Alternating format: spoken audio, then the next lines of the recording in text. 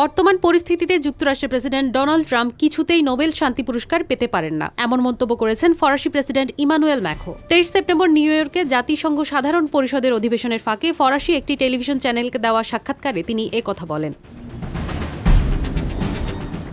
Macron সাক্ষাৎকারে বলেন, বর্তমান পরিস্থিতিতে কিছু করতে পারেন শুধুমাত্র একজন, আর তিনি হলেন আমেরিকার প্রেসিডেন্ট। তিনি আরও বলেন, আমি একজন মার্কিন প্রেসিডেন্টকে দেখছি যিনি সক্রিয় হয়েছেন এবং আজ সকালে সাধারণ পরিষদে বলেছেন, আমি শান্তি চাই, আমি এই সংঘাতের সমাধান করব। তিনি নোবেল শান্তি পুরস্কার চাইছেন, কিন্তু এই পুরস্কার পাওয়া সম্ভব হবে কেবল তখনই যখন তিনি বন্ধ করতে পারেন। ম্যাখো মনে করেন, যুক্তরাষ্ট্রের প্রেসিডেন্ট যখন সংঘাতে সরাসরি জড়িত তখন শান্তি পুরস্কার পাওয়া অসম্ভব। এই সংঘাত বন্ধ না হলে নোবেল শান্তি পুরস্কারের প্রশ্নই ওঠে না।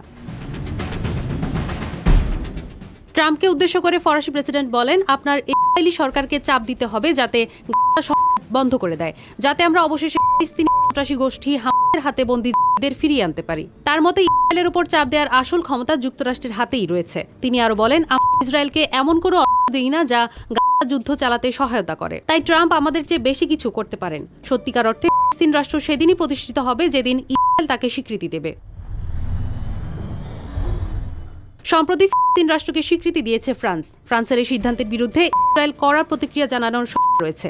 এর মধ্যে রয়েছে জেরুজালেমে ফরাসি কনসুলেট বন্ধ করে দেওয়া বা পশ্চিম তীরে নতুন এলাকা করা। এ প্রসঙ্গে ম্যাখো বলেন, আমরা প্রস্তুত, সব ধরনের সম্ভাব্য পরিস্থিতি মোকাবিলায় আমাদের পরিকল্পনা রয়েছে। ফ্রান্সের স্বার্থ রক্ষায় আমরা কখনোই নিষ্ক্রিয় থাকব না।